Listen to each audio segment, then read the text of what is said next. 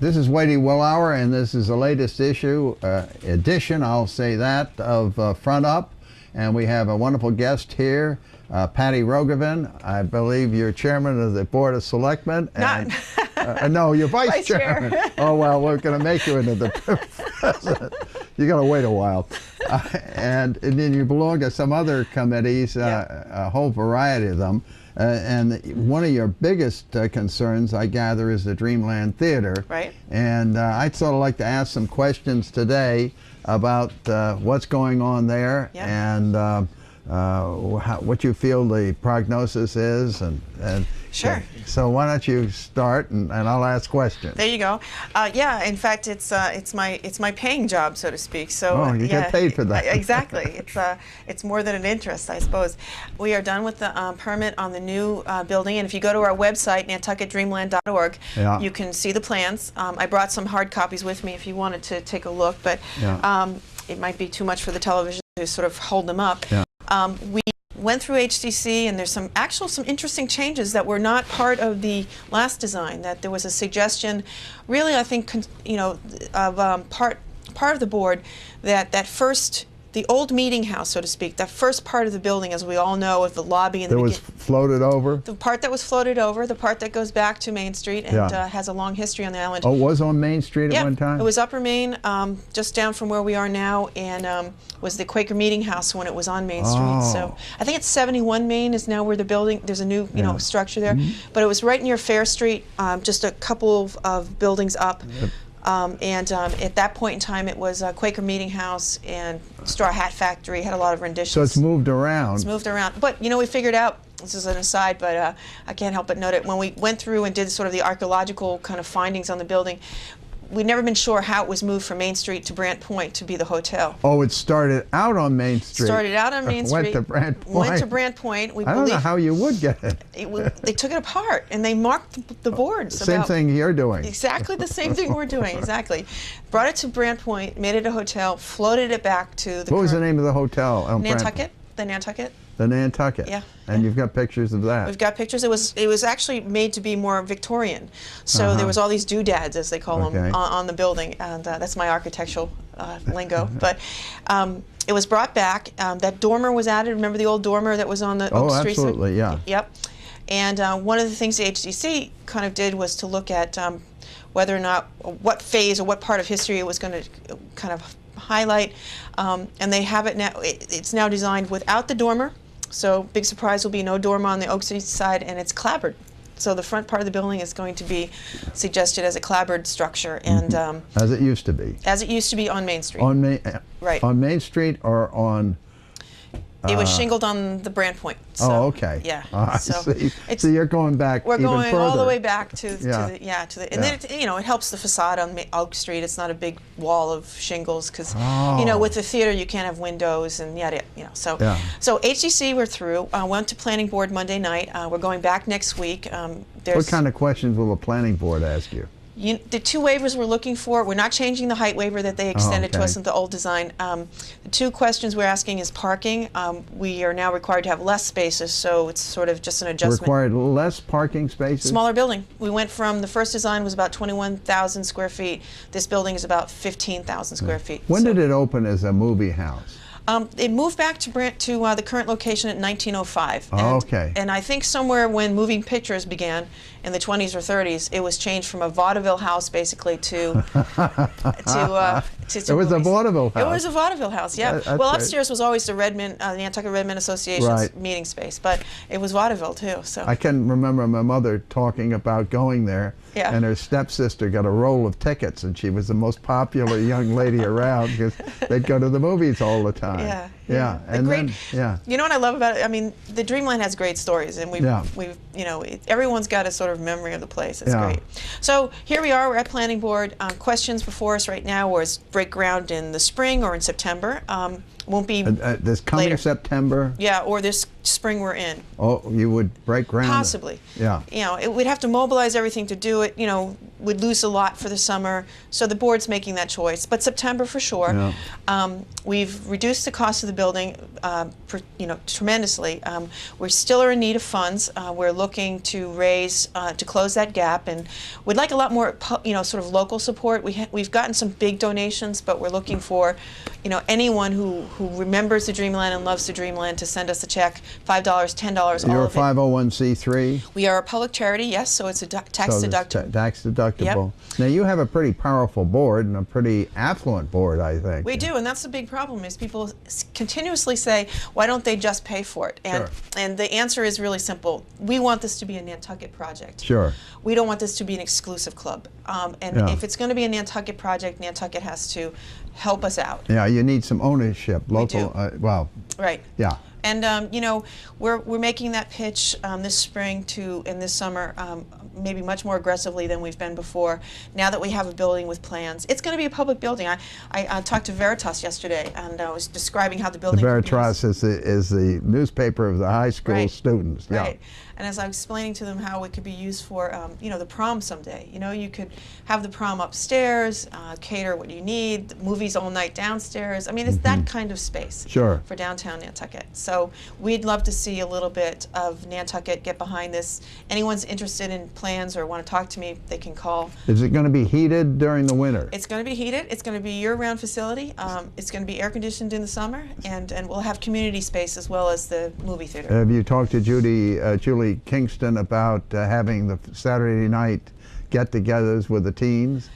I think we're doing something right now down at Rosencrown, and I'm going to talk to Peter on Friday about maybe doing some things together, but we're doing bands down at the... Peter Swenson. Swenson, okay.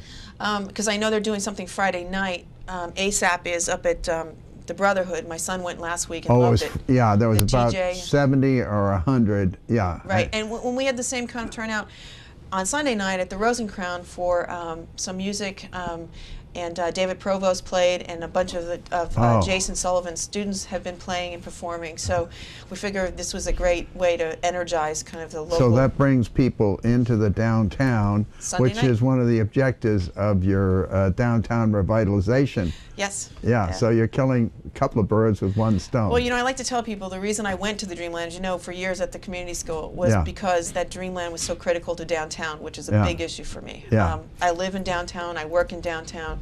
I want to make sure downtown is protected. And it's not a mistake that the two are kind of in my world. So will there be movies all winter long? There will be movies all winter long, yes. We are committed to a year-round facility. So popcorn? Yeah, the whole concession. And it's funny, the ticket window will remain. That ticket window? Yeah, it's on Charlie Flanagan used to sell tickets there. Yeah, we have it in storage. Catherine's father. Right. We have it in storage. It's going to be brought back out to be reinstated and refurbished and brought back out to the building. And there'll be electrical kiosks inside as well, and you can buy online, but you'll still be able to line up on the street and buy tickets at the window. So some things never change. Yeah, and I can remember they had a popcorn stand off beside it. Yeah. Right. Yeah. No, we'll have them inside like the last rendition of the building. Yeah. But it's a gorgeous facility. I encourage you to go online. I think the new design is really exciting. So it's going to be fun to sort of watch it grow. Yeah. So now, what are some of the major problems that you have with the whole process? With the process, the biggest issue has been for us. We started this project, and then the economy tanked. So, as other not-for-profits have sort of felt that, I think we felt it too. And we feel right now that we've done really well. We've steadily closed our gap towards completion, but it's a big nut to crack in terms of getting it all together. We've raised over half of what we need to finish the building. As you know, we've taken it down already and are storing the pieces. We had a great summer of programming, and hopefully this summer we'll be doing the same. So we've done a lot, even without a building, and that would be my second problem. We really want to get going with programming, and we just keep trying to find every nook and cranny to do it in. So, we've had the Congregational Church, the use of Bennett Hall, we've had Rosencrown, we've done things on the lot. We've kind of been everywhere. And it will be nice to finally feel like we're in, one location and can can do what we need to do there. So I would say that, you know, everyone knows those two answers. I mean, this has been a tough couple of years to raise any money, but we've been good. And I have to say thank you to our donors. They've been great. The board's been very active in your board. My board, yep. We are at the end. We're ready to go. We want shovel in the ground in September, and we can, you know, at the latest. At the latest, exactly. And how long will it take after September before you open the doors? Open the doors. Beneficial occupancy. Well, right now we have been looking at the spring, and that still may happen. Spring. This current spring, and if that was to start, what we could do, see, there's a moratorium in the summer, so we can't build from June 15 to August, September 15. You can do interior work. Yeah, but we won't be there. So if we started in the spring, we'd get the foundation and maybe some steel up, and that's why the question is, do we or don't we? But at this point, if we began then, we're talking about opening in spring of 11.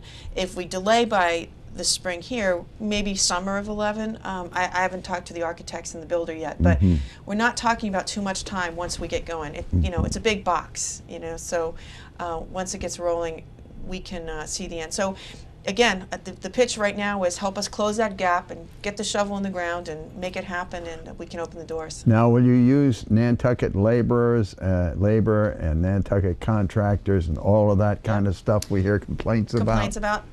You know, my heart is absolutely there, and I've been making that strong pitch. Now that we have designs done, we can certainly bid the project. We've talked to a number of local builders about it. Anyone who wants to contact me, please feel free. That bid design part of it is more specialized than the thing, you know, the design we do for the HDC. That should be available hopefully soon. You know, we still need to get through planning board, so I'll make that pitch. Oh, okay, yeah. But you're not restricted such as we have when we do town. No.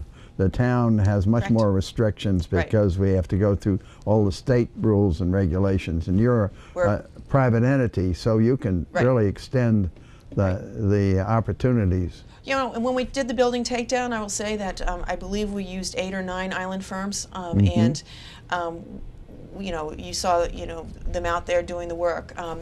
Any place where there was a specialty need that wasn't existent on island, you know, that we would go up, we went off for, but that was maybe 1 or 2 contracts, not the majority. This board is committed to, you know, wherever possible, making this an island project. So who chooses the movies? Are you know, I'm starting to figure this out, Whitey, because I actually sat down with Deb Weiner in the last recently. Starlight's been great. They can't wait till they have our seating capacity, and their seating capacity means better movies on Nantucket sooner. Really? Yes. I was going to ask you that nasty question of what happens to the Starlight. No. This is going to be a really symbiotic relationship. It's going to be beneficial across the board. And Deb and I spoke actually as recently as yesterday. And you know, there's agents that do this, but you can't just go choose the movies. You actually have to prove to them you can sell the tickets. So, you know, they want a return, they want a percentage, and so what we need to do is kind of stick together on this, and the two of us together can actually leverage a little bit more, you know. So that's how it's all done. It's you know, it's a little bit complicated. So well, I think this has been great. I've learned more than I possibly could have learned by reading the newspapers or whatever, or listening to the Board of Selectmen, which sort of go up at this level. We can do this. Well, I really appreciate you coming in, Patty. Thank you, Whitey. Hopefully people are watching this, and they'll be less jumpy about what's happening there, and be encouraging about the future, and I'm looking forward. Do you have opening night where you can get special tickets? Special tickets? You know, and that's the kind of thing we need to sort of do, is maybe get to get people motivated, give out some things like that, you know, because it's going to be a very exciting night when those doors open. Maybe you can give out rolls of tickets or something. To anybody who's interviewed us. That's right. That's right. Okay, well, thank you very much, Patty, for taking time in your busy day, and I know how busy you are. You're running around all over town. There you go. It's great to have you here, and we'll have you back soon. All right. Thank you, Whitey, very much. Thank you. All right. Bye-bye. Bye-bye.